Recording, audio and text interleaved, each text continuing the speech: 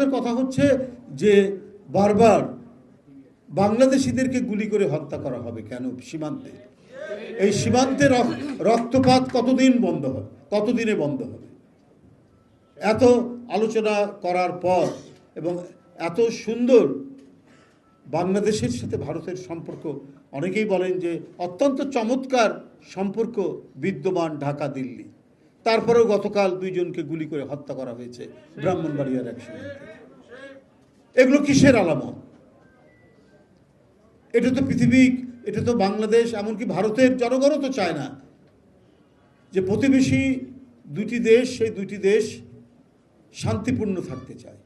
আমরা আমাদের দেশের মানুষ যাকে ইচ্ছা তাকে ভোট দেবে, সরকার গঠন করবে, তারা নিজেদের ভাগ্য নিজেরা পরিচালনা করবে, নিজেরা ঠিক করবে। ভারত আরেকটি দেশ, তারা নিজেদের ভাগ্য নিজেরা পরিচালনা করবে। তারা সুখে শান্তিতে থাকুক, আমরা সুখে শান্তিতে থাকব, একটি সৎ প্রতিবেশী সুলভ বন্ধুত্বপূর্ণ সম্পর্ক থাকবে। কিন্তু আপনি বারবার সীমান্তকে রক্তাক্ত করতে থাকবেন, এইভাবে তো একটি ভালো সম্পর্ক কখনোই গড়ে ওঠে না।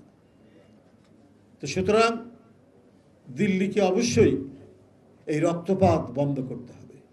বাংলাদেশের সাথে যদি একটি স্থায়ী বন্ধুত্ব গড়ে তুলতে চান, তাহলে এই যে একটা মানে সহিংসতার মনোবৃত্তি, এটা পরিহার করতে হবে।